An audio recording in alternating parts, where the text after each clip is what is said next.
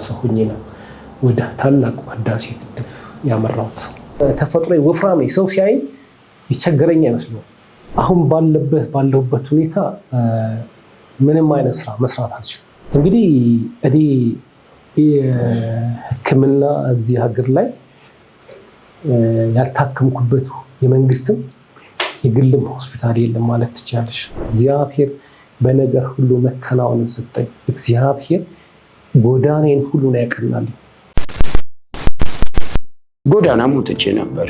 የሰው ልጅ ራብ ቢገሎ ኖሮ እኔ ሞት ነበር። ልጅ ሆኖ ደግሞ እንደዛ ኤክስፒሪየንስ ማድረግ በጣም ከባድ ነው። በአዲስ አበባ ፖሊስ ደረጃ፣ በክፍለ ከተማ ደረጃ፣ በዞን ጥናት ደረጃ ዋና ተብሎ የምፈለግ አንድ ዱርዬ ነበርኩኝ። አሁን ተስፋ የተመለሰ ትክክለኛ ቦታ ነው ያለው። መነሳት የማይቻልበት ነገር የለም። ተባርክ ያለው ብዬ አምናለሁ። የበፊቱን ህይወቴን አልኮራበትም። ይህንን ኖት እንዲያደርጉ ትፈልጋለሁ።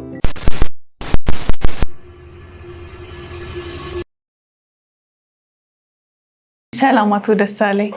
እግዚአብሔር ይመስገን። ሰላም እንዴት ነህ? እግዚአብሔር ይመስገን ደህና ነኝ። እግዚአብሔር ይመስገን። እስኪ አቶ ደሳለኝ ማነው? አንተ ማወቅ ለሚፈልጉ ሰዎች ራስህን አስተዋውቅልን። እኔ ስሜ ደሳለኝ ከበደ ይባላል። በዚሁ አዲስ አበባ ነዋሪ ነኝ። በኮንስትራክሽን ዘርፍ ተሰማርቼ ስራ የነበርኩ የኮንስትራክሽን ባለሙያ ነኝ። እሺ አቶ ደሳለኝ ስለመጣ በጣም እናመሰግናለን። ደስ ብሎናል። እኔም አመሰግናለሁ። እስኪ እንዴት ነው ወደ ህዳሴ ተቀላቀልከው? ህዳሴ ፕሮጀክት ላይ ትሰራ ነበር አይደለ? እውነት ነው። ከእንትን መጀመር እንችላለን? ከፕሮፌሽን? እውነት ነው፣ ይቻላል። ምን ፕሮፌሽን ላይ ነው አንተ ትሰማለህ? እኔ ያው በሲቪል ምህንድስና ነው ስራዬ። በኮንስትራክሽን እንግዲህ በተለያዩ በኢትዮጵያ ውስጥ እንግዲህ ምናልባት ኮተቤ አካባቢ ገና ከኮሌጅ እንደወጣሁኝ ከኮተቤ አካባቢ የአካባቢ ልማት ፕሮጀክት ስራ ላይ ነው የተሰማራሁት። ያው የመንግስት ስራ ነው፣ እዛ ተቀጥሬ ነበር የምሰራው። ከዛም ደግሞ በአዲስ አበባ ቤቶች ልማት ሳይሆን ነው በፊት ይመስለኛል የኮንዶሚኒየም ስራዎች፣ የኮንዶሚኒየም ቤቶች ገና ሀ ብሎ ሲጀመሩ እዛ ላይም በሰርቻለሁ። እንግዲህ ያኔ ጂቲዜድ በሚባለው ድርጅት ውስጥ ተቀጥሬ ሰርቻለሁ። እንዲሁም ደግሞ በኦሮሚያ ቤቶች ልማት ሰበታ ቅርንጫፍ ወለቴና አለም ገና ሳይት ላይ ትልቅ ስራዎችን ሰርቻለሁ። እንዲሁም ደግሞ በአዲስ አበባ ቤቶች ልማት በተለያዩ ሳይቶች ላይ እንዲሁም ስራ ሰርቻለሁ። ሳይቶቹ ብዙ ናቸው። ሲግናል አለ፣ ጉለሌ አለ፣ ገርጂ ላይ አለ። ብዙ ሳይቶች ላይ እዛ ላይ መስራት ታወቃለሁ። እንዲሁም ደግሞ እግዚአብሔር እድልን ሰጥቶኝ በኢትዮጵያ ታላቁ ህዳሴ ግድብ ላይ የመስራት እድል አግኝቻለሁ። ኢንጂነር ደሳለኝ ማለት እንችላለን ማለት ነው። ኢንጂነር የሚለው ከፊት ለፊት ስለተቀነሰ ብዬ ነው። እንዴት ነበር ወደ ፕሮጀክቱ ጆይን ያደረግከው? እስኪ እንግዲህ በወቅቱ በኦሮሚያ ቤቶች ልማት ቅድም እንደጠቀስኩት ሰበታ ቅርንጫፍ ላይ እየሰራው ነበረ። እዛ ወለቴና አለም ገና ሳይቶች ላይ እዛ ፕሮጀክት ላይ ነበር የምሰራው። ያው እንግዲህ ህዳሴው ግድብ ብስራቱ ሲሰማ ወይም የቀድሞ ጠቅላይ ሚኒስትር መለስ ዜናዊ መሰረት ድንጋይ ሲጥሉ እና ይሄ ብስራት ሲሰማ እንግዲህ የመላው ኢትዮጵያኖችን ያስዘለለ ያስደሰተ ዜና ነበረ በወቅቱ። እኔም እንደ ሁሉም ኢትዮጵያዊ ቤቴ ሆኜ ነው የሰማሁት። ከተደሰቱትም በጣም ሲጠብቁት ሲፈልጉት ከነበሩት ሰዎችም አንዱ ነኝና ያው ስንዘምርለት ያደግነን ከልጅነት ጀምሮ ስንቀኝለት ሲናንጎራጉርለት ብዙዎች ትውልዶች እኛ ሰው በሺዎች የሚቆጠሩ ኢትዮጵያኖች ሲቆጩለት የነበረ የአባይ ውሃ ነበርና አባይ ግንድ ይዞ ይዞራል ብዙ ነገር አለና እኛ እዚህ እንራባለን፣ እሱ ማዕድናችን ብዙ ነገራችን ይዞ ብንሄድ ነበርና ቁጭት ነበረ። ይሄን ስንሰማ ደግሞ ሁላችንም በጣም ሀሴት ያደረግነው እንግዲህ ይሄ እሰማራለሁ የሚል ለዚህ ስራ ላይ ራሴን አገኘዋለሁ የሚል ግምት ባይኖረኝም ግን ከተደሰቱት ሰዎች መካከል ከቤተሰቦችም ጋር ሆነ በጣም ነው ሀሴት አደረግ ነው። ነገር ግን ያው ከጊዜ በኋላ ይሄ እድል ሳይት ላይ ነበርኩኝ። በአጋጣሚ ስልክ ተደውሎ እንኳን ደስ ያለ ተብሎ ተነገረኝ። በጣም ነው የተደነኩትና ፕሮፋይል አስገባ ተባልኩ። ፕሮፋይል ሳስገባ ሁለተኛ ሰው ሆኜ ነው ወደ ታላቁ ህዳሴ ግድብ ያመራሁት። የመጀመሪያ እንግዲህ ግድቡን ከጀመሩት ሰዎች መካከል አንዱ ነህ። በትክክል። እንዴት ነበረ እስቲ ፕሮጀክቱ ላይ የነበረው ሁኔታ፣ የአገሩ አጠቃላይ የነበረው ነገር እስኪ ንገረን ስለ ግድቡ።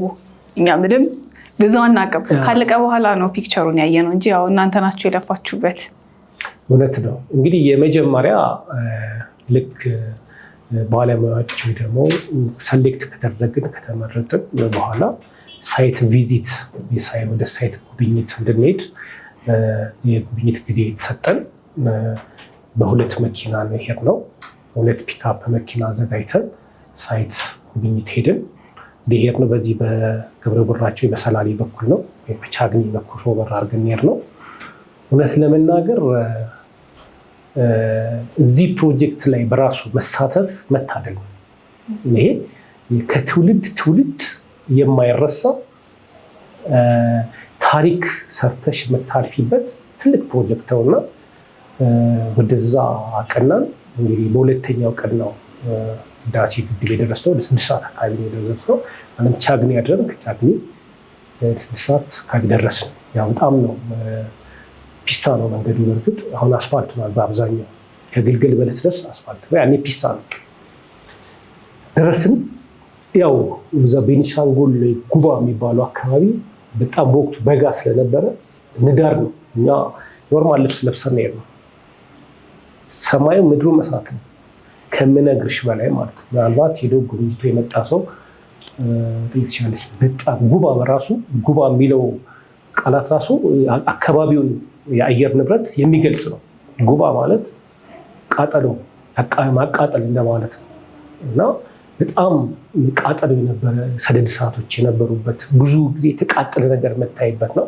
ሳይት ገባን፣ ሳይት ጎበኘን። ምንም ነገር የለም፣ ምንም ነገር። ያኔ ገና ሳሊኒ ኮንቴነሮችን እያወረደ አንዳንድ ነገሮችን እየሰራ እንጂ የካርታዊ ወርኪን ጠረጋ ስራዎች አንዳንድ ሳይት ክሊር የማድረግ ነገር እንጂ ምንም ፕሮጀክት ላይ እንትን የለም። ስለዚህ ሳይታየን ሳይታችን ተረከብን። ምን አይነት ነበረ መሬቱ እንደወርዳችሁ ስታዩት? በነገራችን ላይ አካባቢ መልክዓ ምድሩ ያው ተራራማና ወጣ ገባ ነው። ነገር ግን እዛ አካባቢ ያለ መሬቱ እምነበረዳማ ነው። የእምነበረድ ባህሪ ያላቸው ድንጋዮች ናቸው። በጣም ሙቀት በጣም ሪፍሌክት ያደርጋል። የፀሐዩ ብርሃን ወደ አይንሽን ይወጋል። በቃ ሰማዩ ምድሩም እሳት ነው። እኔ እንደው በኋላ አነሳልሻለሁ። እዛ ከገጠመኝ ከባድ ነገር አላወቅኩትም፣ በኋላ ነው የተረዳሁትና ሳይት ተረካክበን አላደርንም። ሙቀቱን መቋቋም አቃተንና ወጣን። በሚቀጥለው ሳምንት ላይ ለስራ የሚያስፈልጉንን ማቴሪያሎች ይዘን ወደ ሳይት ገባን እና ስራ ጀመርን። የኛ ስራ ያ ምንም በሌለበት ያለውን ፕሮጀክት የሚታየውን ነገር ለማምጣት የሰራተኞች መኖሪያ ካምፕ ከ13,000 በላይ ለሚሆኑ ሰራተኞች የመኖሪያ ካምፕ ነበር የምንገነባው። ያንን ካምፕ ነው ገንብተን ቀን ከሌሊት በዛ ሙቀት፣ በዛ ነዳድ፣ በዛ ፈታኝ የሆነ የአየር ንብረት፣ በዛ ፈታኝ የሆነ የወባና የተለያዩ ተሳቢ እንስሳቶች አሉ። ያን ተጋፍጠን ዛሬ ላይ ህዳሴው ግድብ እውን እንዲሆን ትልቁን የጀርባ አጥንት የሆነውን ካምፕ ሰርተናል። እንግዲህ ካምፑ 3 አይነት ካምፕ ነው እኛ የገነባ ነው። ሲኒየር ካምፕ አለ፣ ስኪልድ ካምፕ አለ፣ አንስኪልድ ካምፕ አለ። እነዚህ በየደረጃቸው ሁሉም ይለያያሉ። ለምሳሌ ሲኒየር ካምፕ ማለት በቃ እዚህ እንደምትኖሪ አይነት ነው። በጣም ምቹ የሆነ ሁሉ ነገር የተሟላለት ነው ለባለሙያዎች። እነዚህ ፈረንጆቹና እነዚህ እንግዳዎች የሚያርፉበት መኖሪያ ነው። እንደምነግርሽ አለ በጣም ግዙፍ ነው ከተማ ቤው። ስኪልድ ደግሞ ባለሙያዎች፣ ኦፕሬተሮች፣ ሰርቬሮች፣ ሾፌሮች የሚኖሩበት ነው። አንስኪልድ ደግሞ ያው እነዚህ የጉልበት ሰራተኞች የሚኖሩበት ነው። እነዚህ ካምፖች 4 መሰረታዊ ነገሮችን ያሟላሉ። መኖሪያ ዶርም ማለት ነው። መመገቢያ ቦታ አለ፣ መጸዳጃ አለ፣ ላውንደሪ አለ፣ መዝናኛ ቦታ አለ። ያንን ነው እንግዲህ እጅግ ፈታኝ ነው፣ እጅግ ከባድ ነው። እኛ ውጭ እያደርን ዛፍ ስር እያደርን ነው ያንን ነገር ሁሉ እውን ያደረግነው። በጣም የሀገር ባለውለታ ናችሁ። እውነቱን ለመናገር ትልቅ ፕሮጀክት ነው። ምን አገኛችሁበት? የእውነት አንዳንድ ጊዜ ይጠበቃል፣ ኤክስፔክት እናደርጋለን አይደል? እንደዚህ ለሀገር ውለታ ያደረጉ ሰዎች እና ትልልቅ ስራ ላይ የተሳተፉ ሰዎች መጨረሻ ላይ የሚጠበቁበት ቦታ አለና ምን አገኛችሁ በፕሮጀክት ፕሮሰስ? እውነት ለመናገር እኔ ወደ ታላቁ ህዳሴ ግድብ 2003 ነው የሄድኩት።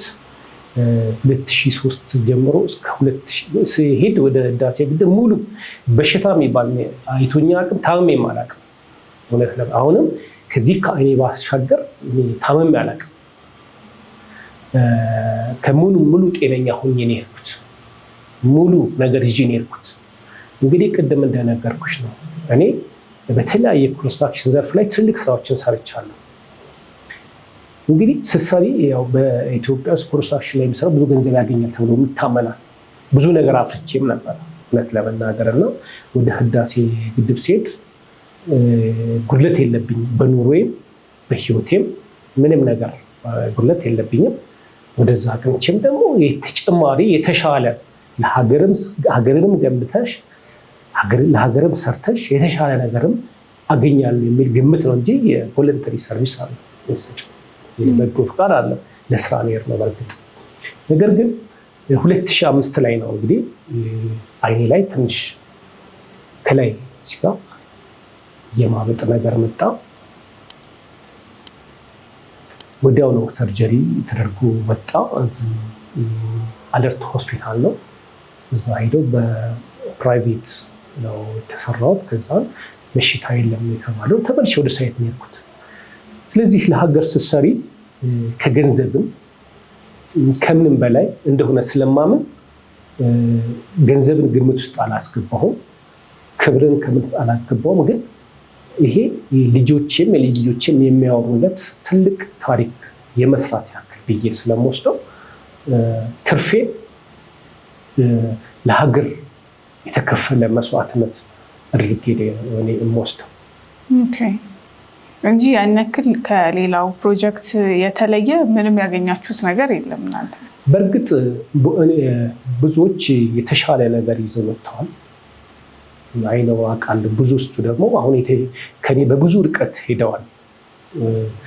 እኔ ላይ የተከሰተው ነገር በብዙ ነገር ጎድቶኛል። አንዳንዴ ለመናገር ትንሽ እንትን ይለኛል እና ከሁሉም የተሻለ ነገር የነበረኝ ሰው ነኝ። ነገር ግን ይሄ የአይኔ በሽታ ከባድ ዋጋ አስከፍሎኛል። ከባድ ዋጋ። እዛ ስሰራ ካገኘሁትን ገንዘብ አይደለም። እኔ ህዳሴ ግድብ ሴት ቤት ነበረኝ። የሚገርም ቤት ሰርቻለሁ። አለም ገና ላይ መኪኖች ነበሩኝ። አንድ ሃይሉክስ መኪናና ሃችባክ መኪና ነበረኝ። ገንዘብ ነበረኝ። እንደውም እኔ ብዙ ጊዜ ገንዘብ የምከፍለው ከራሴ እንትን ነበረኝ። ራሴ ነበር። አንዳንድ ፕሮጀክት ላይ ገንዘብ አንዳንዴ ይዘገያል። ስለዚህ ከራሴ ገንዘብ ነበር የምከፍለው። ለዛም ውጤታማ ስራ የሰራሁት። እዛ መልካም አፈጻጸም ካላችሁ ሰዎች ግንባር ቀደሙ ነኝ። ከኔ በላይ ማንም የለም። እውነት ለመናገር ማረጋገጥ ይቻላል። በህዳሴ ግድብ ፕሮጀክት ላይ እንደ ደሳለኝ ትልቅ ስራ የሰራ ወይ ደግሞ ብዙ ሰዎች አቋርጠው ወጥተዋል። አንድ ፋይናንሻል እንትን ውስጥ ገብተው ማለት፣ ሁለተኛ ደግሞ የአየር ንብረቱን መቋቋም ሰራተኞቻቸው ተበትነው እኔ ከአዋሳ ከደብረ ታቦር ከጎንደር ከወለጋ ሁሉ ሰራተኞችን አምጥቻለሁ። ይሄ እዛ የሚታወቅ ነገር ነው። ከራሴ ነበር ገንዘብ ከፍለው። ነገር ግን እለት እለት ግን ይሄ የመጀመሪያውን ሰርጀሪ ከተሰራው በኋላ ሁለቱም አይኔ ያበጠ እና ለሐኪሞችን በጣም አስቸግሮ ነበርና መጣሁና እዚህ ሁለቱን አይኔን ሰርጀሪ ተሰራው። ሰርጀሪ ተሰርቶ አሁንም ስጋ ነው፣ ኖርማል ስጋ ነው፣ በሽታ የለም ተብዬ ወዲያው ነው ወደ ሳይት የተመለስኩት። እንግዲህ በእያንዳንዱ የሕክምና ውጣ ውረድ ውስጥ እጅግ ከባድ ዋጋ፣ በጣም ብዙ ገንዘብ አሉ የሚባሉትን ትልቅ ሆስፒታሎች የግልም በመንግስትም ነው የታከምኩት። ነገር ግን መፍትሄ የለም።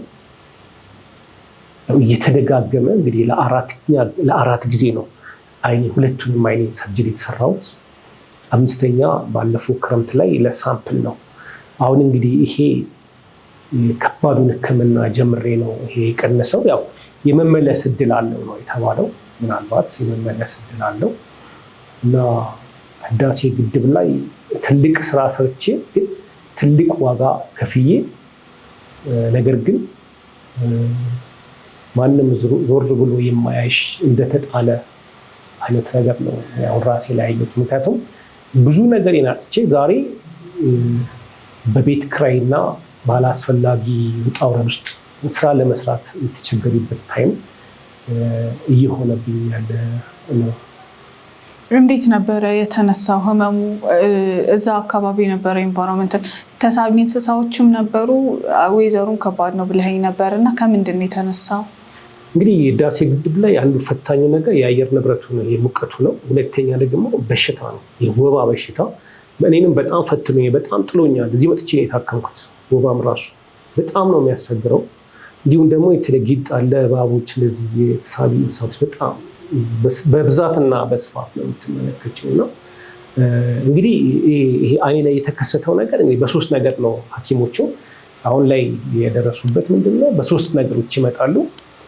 ኬሚካል፣ ጨረርና ኢንፌክሽን ነው። እንደዚያን ነገር ይሄ ሊምፋቲክ ሲስተሞቹ ይደፈናሉ።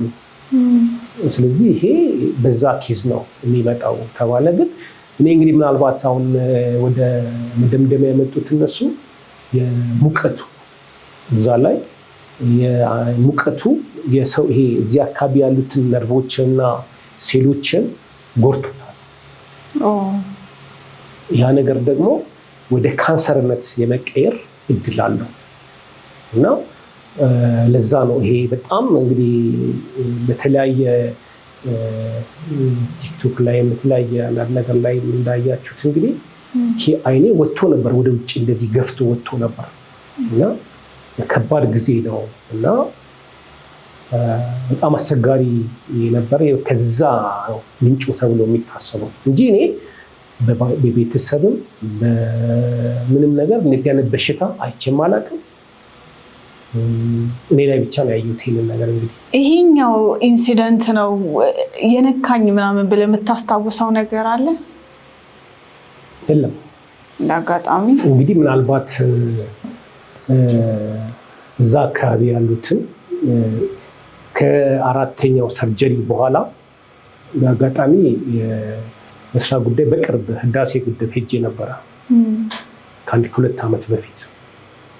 ሲሄድ እዛ አካባቢ ያሉትን የሃይማኖት አባቶችና ትልቅ ሰዎችን ለማናገር ፈለግኩና ሄጄ ባምዛ የምትባል ከተማ አለች ከህዳሴው ግድብ 6 ኪሎ ሜትር ርቀት ላይ ያለች አልፈሽ ወደ ሱዳን ድንበር ላይ እዛ ሰዎችን አናገርኩ እና እዛ አካባቢ ያሉትን መጀመሪያ ሰዎችን የሆነ መረጃ የማሰባሰብ ስራ ሰርቼ ነበርና አንዳንድ ጊዜ በረሃ ላይ እንደዚህ አይነት ቦታ ላይ የሚገጥም ነገር ነው ብሎኝ ነበር። ግን እዛ ሲሄድም ባታስነካው ነበር ሳይሰራ ቢሆን ኖሮ በባህላዊ ነገር ማጥፋት ይቻላል። በነገራችን ላይ ይሄ ህመም ዘመናዊ ሕክምና ብቻ አይደለም የሞከርኩት።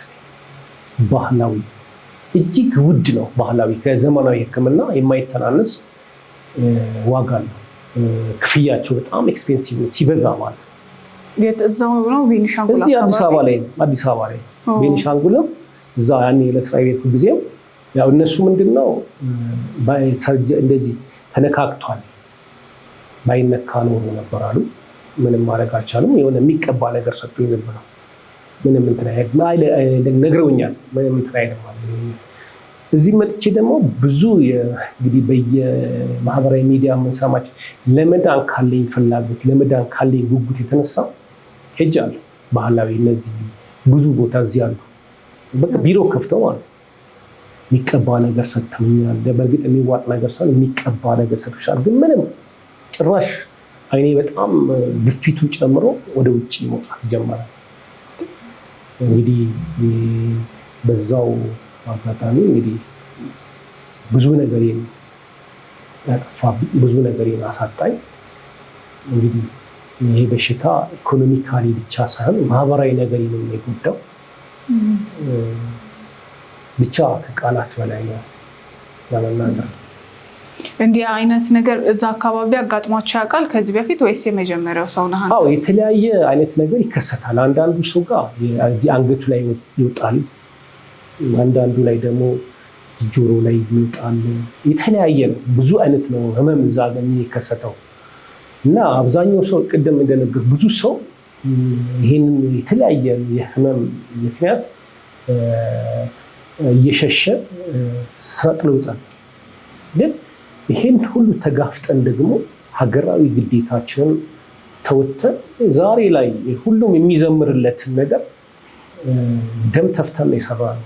በእርግጥ ስራ ነው፣ ግን ብዙ ጊዜ ይሰማል ለሀገር ባለውለታ እንዲሆነ ለሀገር ለሰሩ ሰዎች እንዲሆነ ተብሎ ሲወራ ትሰሚያለሽ። አንዳንዴ ጥያቄ ይሆንብኛል እኔ በራሴ በግሌ ለምን አልሆነልኝም ማለት አይደለም፣ ግን ከሚወራው ባሻገር ፕራክቲካሊ የሚታዩ ነገር ለእኔ ተቃራኒ እየሆነብኝ ነው እና አትሊስት ሕክምናዎቹ መሸፈን ነበረባቸው።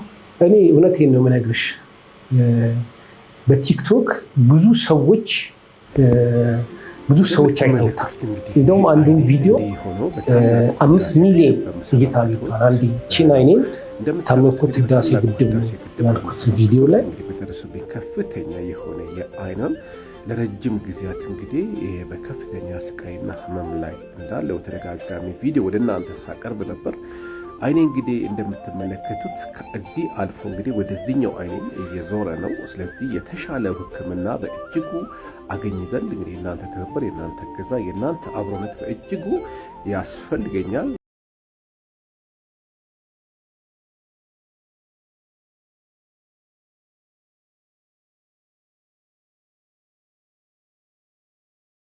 እኔ ልክ ሕክምና ሳስብ ያመኛል። ወጣ ወረዱ፣ ገንዘቡ፣ ምኑ ትቼው ነበር። ምክንያቱም ፋይዳ ላይ የሌለው ነገር 13 ዓመት አስቢ፣ በጣም ከባድ ነው።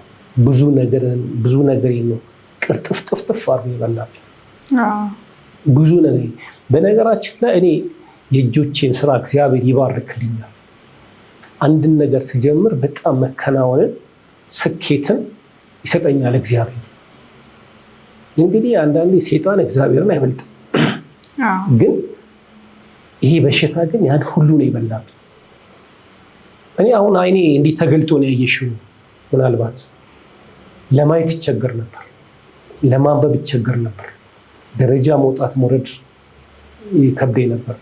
አሁንም ምናልባት ይሄ ጊዜያዊ ሊሆን ይችላል። ዘለቄታዊ መፍትሄ፣ ዘለቄታዊ ሕክምና አሁንም ያስፈልገኛል። ምክንያቱም ከዚህ በፊት ምን እንዲሆነው ነበር እንግዲህ 13 ዓመት ቀላል አይደለም።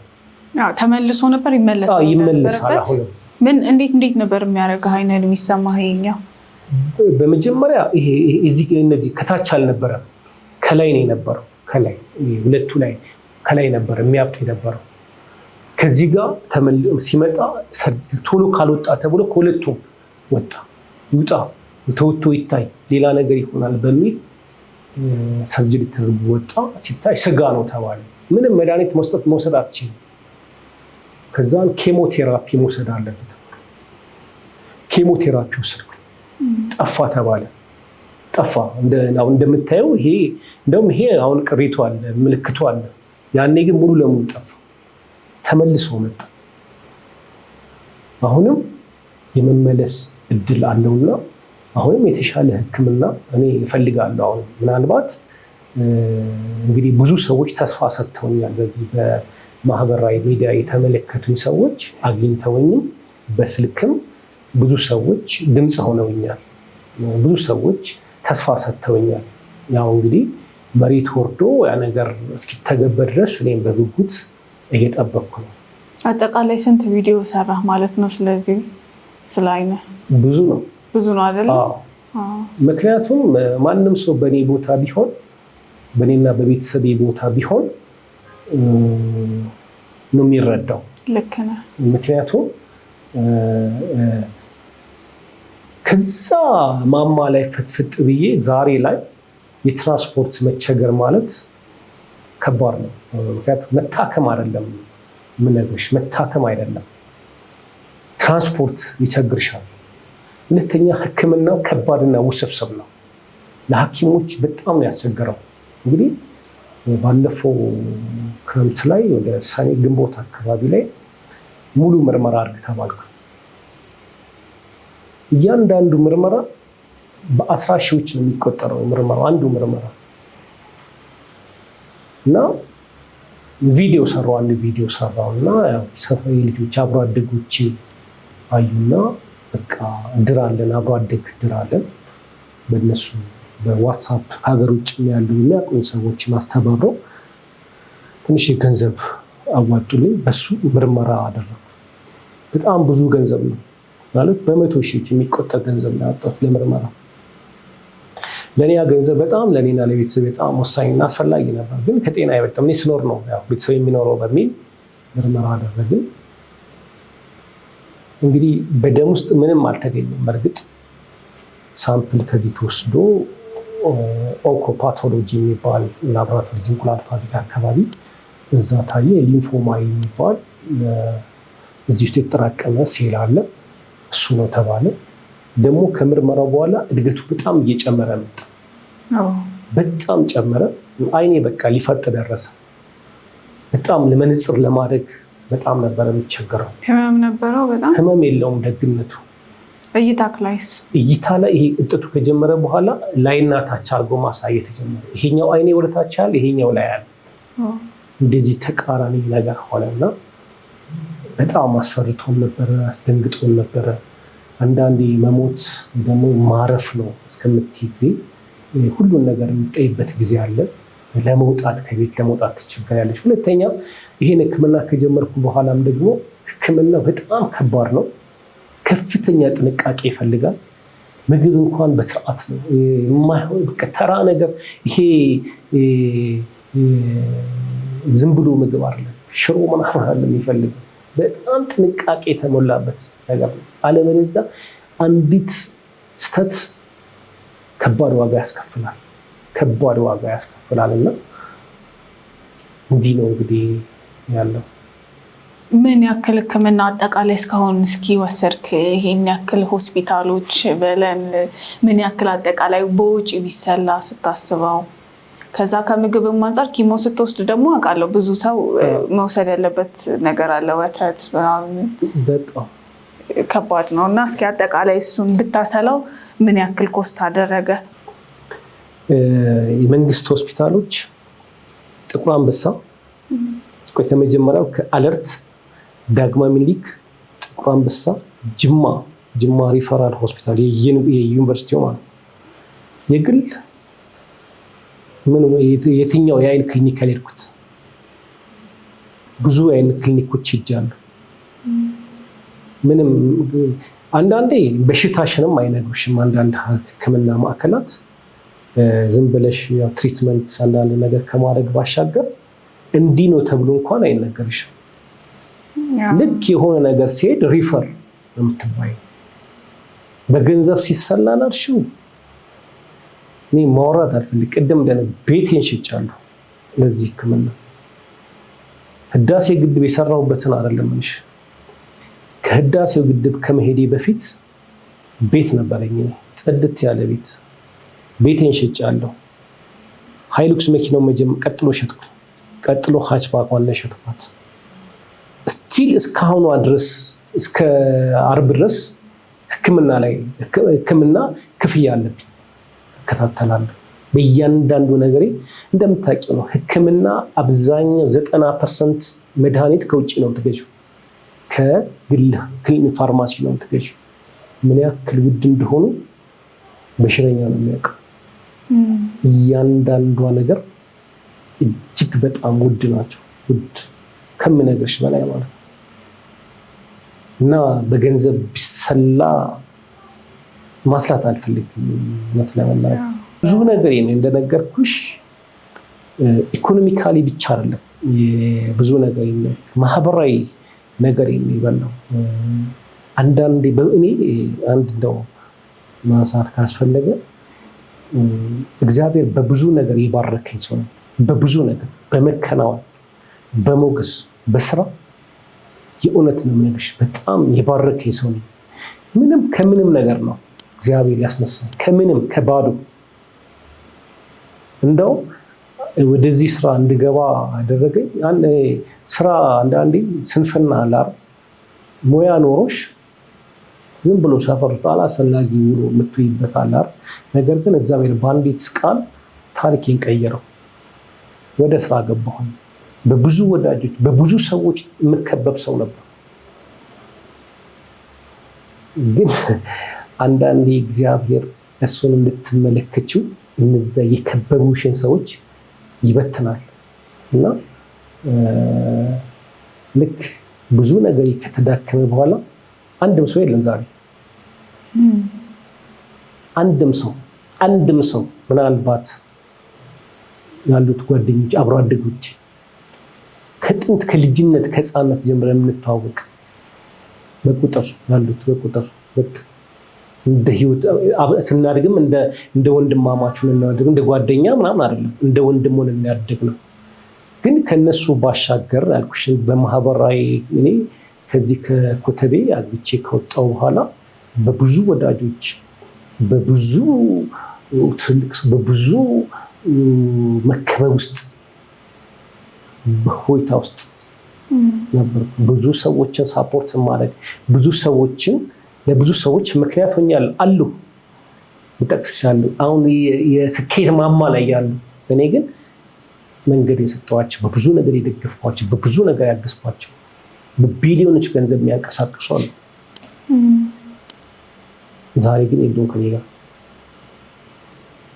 እግዚአብሔር ይመስገን አውቃለሁ። እግዚአብሔር ነገሮችን መልካም እንደሚያደርግ አውቃለሁ። እግዚአብሔር ታሪክን እንደሚቀይር ምናልባት አንዳንዴ በዙሪያሽ ያሉት ነገሮች እግዚአብሔር ለትምህርትም ለመልካም ነገር እንደሚቀይር አውቃለሁና ተስፋ አደርጋለሁ እንደዛ እንደሚሆንና ስኬቴንም እንደዚህ ብዙ ነገሬንም ቁርጥምጥም አድርጎ ያጠፋብኝ በጣም ፍጥነቱ ልነግርሽ አልችልም። ይሄ ነገር ሲሆን እርግጥ 13 ዓመት ነው። 13 ዓመት በሕክምና ውስጥም ነበር። እኔ ከ2005 2008 ላይ ነው ከህዳሴ ግድብ የወጣሁት። ስንት ዓመት አገለገልክ አጠቃላይ? 5 ዓመት ከ8 ወር አካባቢ የቆየሁት አጠቃላይ 5 ዓመት ከዛ በላይ ነው። ግን ሌላ እድልም አግኝቼ ነበር። ኮይሻ ፕሮጀክት ላይ እድል ሰጥቶኝ ነበረ። ካለኝ ፐርፎርማንስ ካለኝ የስራ አፈጻጸም አንጻር ይገባኛል። ነገር ግን ይሄ አይኔ እየበረታብኝ መጣ። በቃ ቤተሰብ እረፍ ይቅር ይሄ ነገር ነው የተባለው። ሁለት ነው ደግሞ ከባድ ነው። እየተመላለስኩ ነው ከህዳሴ ግድብ ስታከም የነበረው። በተለይ አንድ ወቅት በየ30 ቀኑ መድኃኒት ወስድ ነበር። እየተመላለስኩ ነው የምወስደው። ስራው እንደዚህ እንደሌላው ፕሮጀክት አይደለም። ምናገርሽ ነገር ስራው ትልቅ ፕሮጀክት ነው። ትልቅ የሀገር ህልውና ያለበት ነው። ትልቅ የሀገር ፍላጎት ያለበት ፕሮጀክት ስለሆነ እንደፈለግሽ ወጥተሽ የምትገቢበት ፕሮጀክት አለ። ስራ ነው። በቃ ሲሪየስ ነው ስራው። ወለም ዘለም የለም። በእርግጥ ስራውን እጅግ በሚያምር እጅግ በሚያስኮራ እጅግ በደስ በሚያሰኝ ሁኔታ ነው ስራዬን ጨርሼ የወጣሁት። ነገር ግን እድሉን ሳገኝ ግን ከጤና በላይ ምንም ሊሆን ስለማይችል እንዳይከፋል አይኔንም ህይወቴንም እንዳላጣ ብዬ በቃ ብዬ ሙሉ ለሙሉ ወደ ሕክምና ያዞርኩት። እንግዲህ ስቲል እስካሁን ድረስ እንግዲህ ሕክምና ነው። በእያንዳንዷ ነገር እንግዲህ እጅግ ብዙ ገንዘብ ነው የማወጣው፣ አውጥቻለሁ። ከዚህ በኋላ ደግሞ እንግዲህ እግዚአብሔር አለ፣ እግዚአብሔርን ተስፋ እናደርጋለን። ምን ቢደረግ ጥሩ ነው ብለህ ታስባለህ? ከዚህ አንጻር የሀገር ውስጥ ያሉትን ሕክምናዎች ሁሉንም ሞክረሃል። አሁን አዲስ ተስፋ አለው ብለው የነገሩክ ነገር አለ በአፍ ወይ ይሄ ተገኘ ብለው የታወቀ የሚሉት ነገር አላቸው? አሁን እንግዲህ ኢትዮጵያ ውስጥ ያለው ትልቁ ሕክምና ኬሞቴራፒ ነው። ከኬሞቴራፒ ያለፈ ሕክምና የለም እዚህ። ሰርጀሪም ደግሞ እንግዲህ ከ4 ጊዜ በላይ ሰርጀሪ ተደርጊያለሁ። ከሳምፕሉ ጋር 5 ነው። በእርግጥ እንግዲህ አሁን አዳዲስ ተስፋዎች በዚህ በሶሻል ሚዲያ ፕላትፎርም የተመለከቱ ሰዎች በተለይ ምናልባት ስም መጥቀስ ካስፈለገ ይቻላል። አዶናይ፣ ጆሲ፣ በተለይ አዶናይ ደውሎ በቃ ከአንተ ጋር ነኝ አይዞ ብሎኝ ተስፋ ሰጥቶኛል። በእርግጥ ከጊዜ አለመመቻቸት ይሆናል። አሁንም ከሀገር ውጭ ነው ያለው። ከዚያ በፊት ነው በተለይ ጥር ላይ አካባቢ ነበር የደወለልኝ። አንድ ሴት በኦክሲጅን ተነፍሰን በመክሸት እሷና አንድ ልዑል የሚባል ልጅ አለ፣ የ8 ዓመት ልጅ የልብ ታማሚ። እነሱን ጉዳይ ጨርሼ ወደ አንተ ነው መመጣው ብሎ የነበረ። እንግዲህ አልተመቻቸም ይሆናል። አሁን ደግሞ በመሀል እንግዲህ ወደ አሜሪካ ሄዷል። አሜሪካ ከመሄዱ በፊት እንግዲህ ጓደኛውን ጆሲን ልኮልኝ አብረን ቪዲዮ ሰርተን ነበረ። በዛም እንግዲህ ተስፋ ተገኝቷል። አንደኛው ተስፋ የኢትዮ ኢስታንቡል ጠቅላላ ሆስፒታል ሕክምና እንደሚያደርጉልኝና አሁን የጀመርኩትን ከጨረስኩ በኋላ እነሱ ጋር ሙሉ ሕክምና እንደማደርግ ቃል ገብተውልኛል። አንዳንድ ጠብታ እና ምርመራ አድርገውልኛል። እንግዲህ ያው እና አዶናይ እንግዲህ አሁን ሲመጡ ምናልባት እንግዲህ ጠብቃለሁ። እኔም ብዙ በሚሊዮን የሚቆጠር ሰው ይጠብቋቸዋል። በእኔ ኬዝ ብዙ ሰው ይጠይቀኛል፣ እንዴት አደረግከው? መቼ ነው ያንተ ቻሌንጅ? መቼ ነው ምናምን እያሉ እንግዲህ ብዙ ሰዎች እጅግ በጣም ከምነግርሽ በላይ በስልክም በኮሜንትም በዚህ በቴክስት ሜሴጅም ላይፍ ስጋው ሙሉ ለሙሉ እነሱ ናቸው። ይሄ ነው ጥያቄ፣ መቼ ነው ያንተ ምን እንዴት ደረሰ? ያንተና የአዶናይ ጉዳይ እንዴት ምን ላይ ደረሰ ነው ጥያቄው። ያው እንግዲህ አውርተናል። ከሱ ጋርም ሲመጣ እንግዲህ እንትን ያደርጋል። እንግዲህ እኔ ያለኝ ተስፋ ምናልባት እንግዲህ እነሱ የሚያስፈልግ ነገር እንትን ካደረጉ የተሻለው ሕክምና ከሀገር ውጭ ሄደው እንግዲህ የተሻለውን ሕክምና ማድረግ ነው። እኔ የምጠብቀው ይሄንን ነው። ብዙ ሰዎች የሚጠብቁት እንግዲህ መቼ ነው ከአዶናይ ጋር ያለው ያንተን ጉዳይ ያንተን ቻሌንጅ የሚያስጀምሩት መቼ ነው ብለው እየጠበቁ ነው። እንግዲህ ሲመጣ መልሱን አብረን የምናየው ይመስለኛል። እየተመላለሰ ስለሆነ አሁን ባለው ሀገር ውስጥ ሕክምና ወደ ውጭ ሄዶ ነገሮችን ለማስተካከል መሞከር ነው። እንግዲህ እስኪ ቻሌንጁ ከተጨመረ እኛም አለንበት እንገባበታለን። ስለዚህ ይሄ ነው የሚባል አሁን ፊክስ የሆነ ነገር የለም ኢትዮጵያ ውስጥ። በቃ አማራጭ የሚሆነው መውጣት ነው። በቃ ኬሞቴራፒ ነው። አሁን ኬሞ ጀምርሃል? ኬሞ ጀምሬ ነው ይሄ ቀነሰው ግዴታ ሆነ። ምክንያቱም ዶክተሮቹ በእርግጥ ጥቁር አንበሳ ያሉ ዶክተሮች በተለይ ዶክተር ኢዮብ ዶክተር ኤፍሬም ሰብ ስፔሻሊስት ነው። ለእኔ እግዚአብሔር የላክልኝ መላእክቶች ናቸው። እርግጥ ያሁን የሪፈር ጉዳዩ አይሰጡኝም፣ ግን በሁሉ ነገር ዶክተር ሌሊሴ በሁሉ ነገር ከምነግርሽ በላይ ነው እኔ በጣም ትልቅ እንትን ያደረጉት። ይሄ አንተ የምትወስደው ኬሞ ሳይድ ኢፌክቱ ይሄን ያክል እንትን አይደለም። ኖርማል ለካንሰር የሚሰጥ መድኃኒት አይደለም። ኖርማል ይሄ ለሊምፎማ እነዚህ እብጠቶችን ለማጥፋት የሚደረግ ነው። ሊመለስ ይችላል ብለውኛል እነሱ። የመመለስ እድል አለው። ነገር ግን ወደ ሌላ ነገር ስቴጅ 3 ላይ ከደረሰ ከቁጥጥር ውጭ ይሆናል። አሁን ባለው ሁኔታ አንተ ሙሉ ጤነኛ ከዚህ ከብቱ ባሻገር ሲያዩት እንግዲህ ሲቲ ስካን ከአይኔ ክቡ ዙሪያ ላይ አለ፣ በዚህም አለ።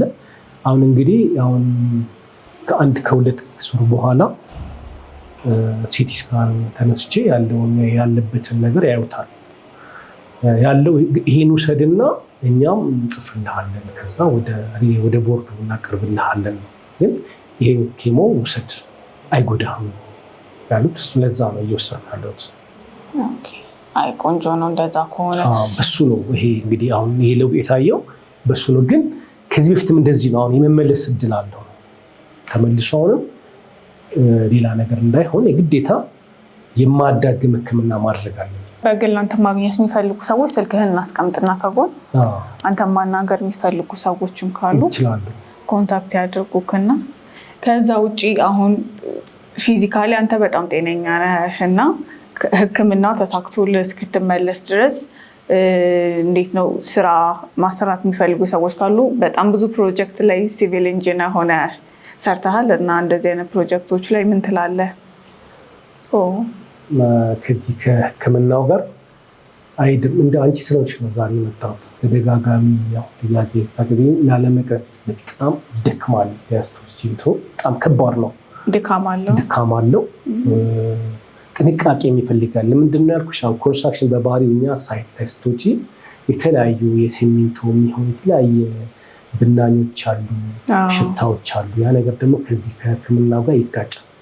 እኔ እንደውም ያን ህዳሴ ግድብ እየሰራው ኬሞ ወስጄ ለዚህ ወስጄ ሄጃለሁ። ድፍረት ነው ባይዘው የመሞት ሁሉ ቻንስ ነበር፣ ግን ስተት ነበር። በጣም ዶክተሮቹ ተቆጥ አብድሃለሁ ይላሉ። ግን ምን ታደርጊያለሽ? ስራ ነው።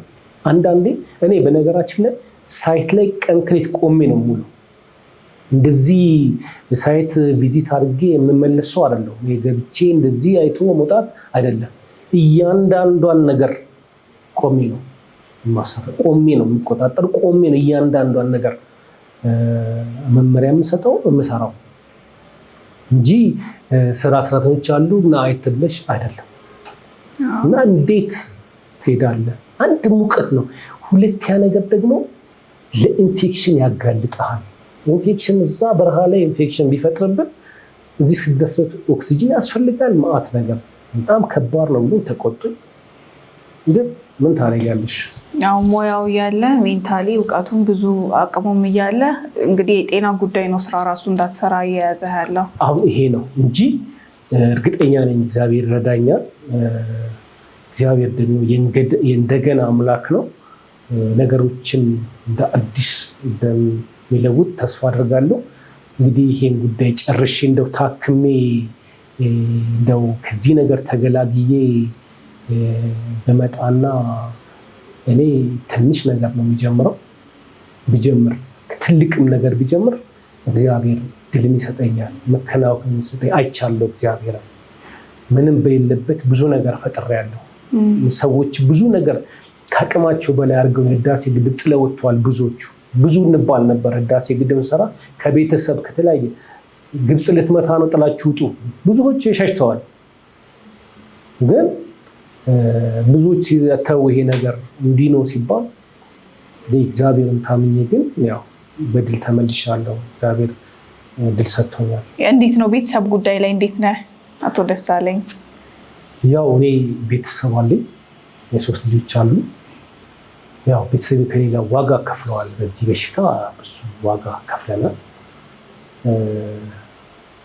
ዋጋ ይሄ ህመም እጅግ ከባዱ ትልቁ ዋጋ ቤተሰቤ ላይ ያመጣው ነገር ነው እና ያው እግዚአብሔር ይመስገን ግን እናልፈዋለን።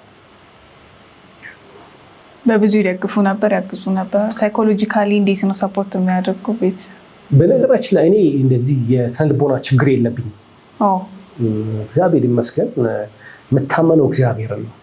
ምንም ነገር ቢፈጠር እኔ እግዚአብሔርን ስለምታመን እንዲሆናል የሚሉ ብዙ ነገሮች አሉ። በተለይ የመጀመሪያዎቹ ሁለተኛው ሰርጀሪ ላይ ይሄ አይኔ እንደዚሁ ይሄ በላይ በኩል ቅንድቤና ሽፋሽፍቴ ላይ እንዲህ ውጭ ወጥቶ ነበርና አሉታዊ ነገር መፈጠር ጀመረ። ኧረ ይሄ ነገር ከዘር ነው እንዲህ ነው ተብሎ ነበርና ብዥታዎች ነበሩ። አንዳንዴ ቤተሰብ ይሰለችሻል፣ ምንድን ነው ሰው ላይ ታይቶ አይታወቅም፣ ወይ ደግሞ እንደዚህ በባህላዊ ነገር እንዲህ የሚቆረጥ ነገር ነው የተባለ አልተቆረጥክም፣ እኔ አልተቆረጥኩም፣ የአዲስ አበባ ነው ኖሬ አላቅም፣ እንደዚህ ያለ ነገር ባህላዊ እንትን አላቅም ምናምን ስል ያው ከውጭ የሚመጡ እንትኖች በቤተሰብ በኩል ይመጡ ነበር። ግን ያው በከባድ እንትን ይመልሱት ነበር ቤተሰቦች። ባለቤቴ መልካም ሴት ናትና በጣም በጸሎትም በምንም ከኔ አስተጋ ነበር። ያው የነሱ ጥንካሬ የበለጠ ጠንካራ እንዲያደርገኝ ያደረገ። መልካም ቤተሰብ ነው ያለ። በጣም እድለኛ ነህ። በዚህ አጋጣሚ የመንግስት አካላት የሀገር ባለውለታ ነህ። እንደ ባለውለታ እንግዲህ አንተ አሁን ሪፕሬዘንት ያደረግከው ከኋላ ብዙ ሰዎች ይኖራሉ ብዬ አስባለሁኝ። አንተ ብቻ አይደለም። ምናልባት ሚዲያ ላይ ስለወጣ አንተን ያየ ነው እኛና ሌሎች ሰዎችም እንደዚህ የት እንዳሉ ላናቅ እንችላለን። ትልቅ ስራ ሰርተው ይሄ ቢደረግልን ቢሆን የምትለው ነገር አለ? እኔ በመጀመሪያ ከመንግስት እውነት ለመናገር ብዙ ጠብቄ ነበረ። የእውነት ነው የምነግርሽ። ምክንያቱም በተለይ በቤት ኪራይ በጣም ተፈትኜ ነበር። ቤት ብዙ ቦታ ቀይረን በየጊዜው የቤት ኪራይ ያው የተከራየ ሰው ነው የሚያውቀውና እኔ ቤተሰቦቼ ጋር ነው ያደግኩት። አግብቼ እስከወጣበት ጊዜ ድረስ ኪራይ አላውቅም። ከዛን መጀመሪያ ስንጋባ ካራቆኒ ኮንዶሚኒየም 600 ብር ባለ 2 መኝታ ተከራየ። ከዛ ወደ ቤታችን ገባ። ኪራይ አላውቅም። ግን ከዚህ ህመም ጋር በተያያዘ እንግዲህ ነገሮች ሁሉ ወደ አላስፈላጊና ወደ ቁልቁለት ሲሄዱ ያው ያለንን ነገር ስንሸጥ ወደ ኪራይ ነው የምትገቢው። ፍጥነቱን ልነግርሽ አልችልም። በቃ ገንዘቡ እንትኑ ቁልቁለቱን ልነግርሽ አልችልም። እና ከመቼው የቤት ኪራይ እንደሚደርስ እንደውም እንዳይደርስ የ3 ወር ሁሉ ቀድመን መክፈል ጀመረን። ካለን ጥያቄ እንዳይመጣ መሳቀቅ ቤተሰብ ልጆች ላይ የሚያመጣው ተጽዕኖ ከባድ ነው እና ከመከኒሳ እንደገና ከኮተቤ እንደገና ካራቆሬ ተመልሰን ከካራቆሬ እንደገና ሰሚት ከሰሚት ቡራዩ በየጊዜው ወጣ ያሰክርሻል። እና በተለይ የ2016 17 እጅግ ከባዱን ጊዜ ነው ያሳለፍነው እና 2017 ላይ ቪዲዮ የሰራሁት ከባድ ፈተና ነበርና ብዙ ጠብቄ ነበር። እንደው ምክንያቱም በነገራችን ላይ እንደው መጥቀስ ካስፈለገ ህዳሴ ግድብ በምሰራበት ሰዓት ኢትዮጵያ ውስጥ አሉ የሚባሉት ባለስልጣኖች ሁሉ አግኝቻቸዋለሁ። ሁሉም አግኝቻቸዋለሁ። ታውቃቸዋለህ። ስራው ላይ እንደሆንክም ያውቃሉ። በደንብ ተወያይተናል፣ ተነጋግረናል፣ ተጨባብጠን ስለ ስራው ብዙ ፕሮሚስ ተገብቶልናል። በወቅቱ የነበሩት ትልቅ ባለስልጣናት ስም መጥቀስ ካስፈለገም ጠቅሳለሁ። ፕሮሚሶቹን መጠየቅ እንችላለን እና ከነ ዩኒቨርስ መኞ ጋር ነው እንግዲህ አንዳንድ ጉዳዮች ሲሆን የኤጀንት ከሆነ ነገር ላይ እንሰበስባለን። ስራ ላይ ባለው ነገር ላይ አንዳንድ ጉዳይ ላይ እንገናኛለን። በዛ አጋጣሚ ደግሞ ሳይት ቪዚት ሲመጡ እነዚህ ትልቅ ባለስልጣናት ጉብኝት ለተለያየ ነገር ሲመጡ እናገኛቸዋለን። ግን ይሄ ነገር ወደ እንትን ሲወጣ ፕሮሚስ የተገባንን ለማስፈጸም በታከለ ኡማ ከንቲባ በነበረ ጊዜ ብዙ ዶክመንቶቻችን ዶክመንቴን ይዤ ሄጃለሁ አዲስ አበባ አስተዳደር። ጫፍ ላይ ደርሶ ጉዳዩ በኋላ ላይ አይሆንም ተባለ። በክብርት ከንቲባ አዳነች አቤቤ ጊዜ ሞከርኩኝ። ከዛ በኋላ ተውኩ፣ ጥያቄ ማቅረቡን ተውኩ። ግን በሶሻል ሚዲያ ላይ አሁን በዚህ በተለያዩ ሰዎች እንግዲህ ድምፅ ሆነዋል። ብዙ ሰዎች ጋር ደርሷል የኔ ጉዳይ፣ ብዙ ሰዎች ጋር ደርሷል እና ብዙ ሰዎችም የኔን ጉዳይ በጣም በትኩረት ይከታተላሉ። ከዛ መካከል እንደው ትልቆቹ ሰዎች አይተውታል። በተለይ የመንግስት ባለስልጣኖች አይተውታል በሚገባ። የተለያዩ ሚዲያዎች ላይ ቀርብ ያለው በተለይ ህዳሴ ግድብ ሲመረቅ ተጋብዣለሁ። የተለያዩ ፓናል ውይይቶች ላይ የተለያዩ የፖድካስቶች ላይ ቀርቤ ኢንተርቪው አድርገውኛል። በቅርቡ እንትና ናሁ ቲቪ የተለያዩ ቴሌቪዥን ጣቢያዎችን አግኝተውኛል። አላዩትም ለማለት አለ እንጂ ዳተኝነት አለ ወይስ ደግሞ አድሎይነት አለ ብዬ ነው ድፍረት ባይሆንብኝም ማለት ነው። ምክንያቱም ብዙ ጊዜ ሚዲያ ላይ የምሰሚያቸው ነገሮች አሉ። ለሀገር ባለውለታ በኢኮኖሚ ማህበራዊ ጉዳይ የተጎዱ እኔ በተፈጥሮ ወፍራም ነኝ። ሰው ሲያይ ይቸገረኝ አይመስለው ምንም የጎደለብኝ አይመስለው እግዚአብሔር ይመስገን። ግን ምን የማውቀው ምንና ቤተሰቤን የምናውቀው እና እጅግ ከባድ ነው። ግን ለምንድን ነው ይሄ ነገር ያልሆነው ብዬ ሳስብ ወይ በቃ ፌክ ነው ወይ ውሸት ነው፣ ሚዲያ ላይ የሚወራ ነው ውሸት ነው መሬት ላይ ያለው ነገርና ወይ እኔ ጋር ሰምና አይደለም ግን አላየሁም። ፕሮሚስ የተገባላችሁም ነገር ያው አስተዳደር ስለተቀየረም አልተፈጸመም። ብዙዎቹ አሁን እዚህ የተለያዩ ክፍለ ሀገር ላይ የነበሩ ሰዎች ተደራጅተው ሁሉ መሬት ወስደዋል።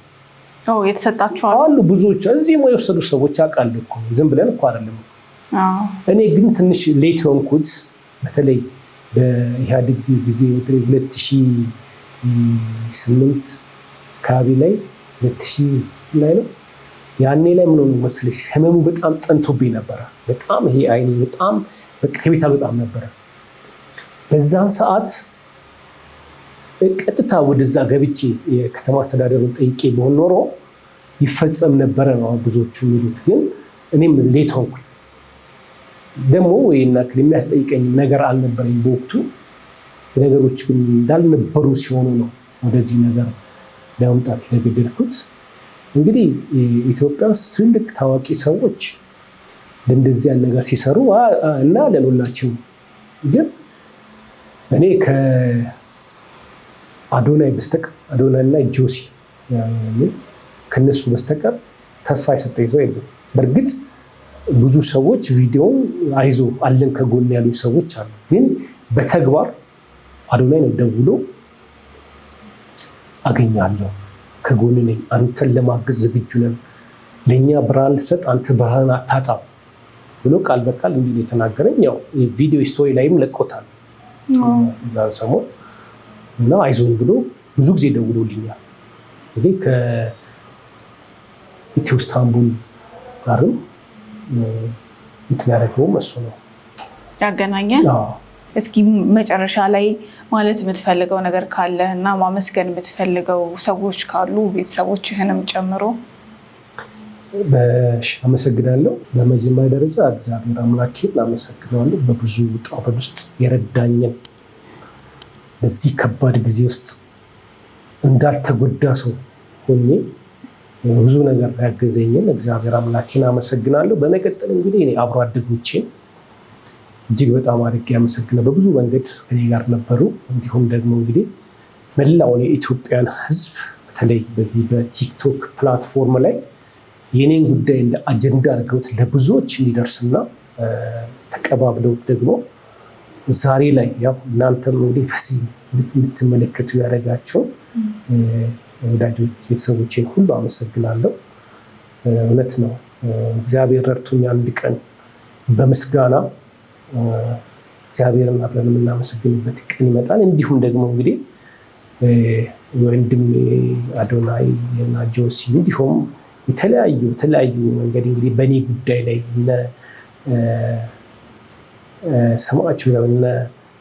ስማቸው እያዛለኝ ብዙ ሰዎች ቪዲዮ ሰርተዋል በእኔ ጉዳይ ላይ እና ይድነቅ ካሴ የሚባል ዮኒ ዳር የሚባሉ ብዙ ሴቶች እህቶችም ቪዲዮ ሰርተዋል በእኔ ጉዳይ ላይ እና ስማቸውን ስላልያዝኩ ነው። ግን እነሱንም ስማቸውን ባልጠቅስም ላመሰግናቸው እፈልጋለሁ። ድምፅ ሆነውኛል በብዙ ነገር እና አሁን ላይ እንደምታይ አይደለም የኔ ጉዳይ።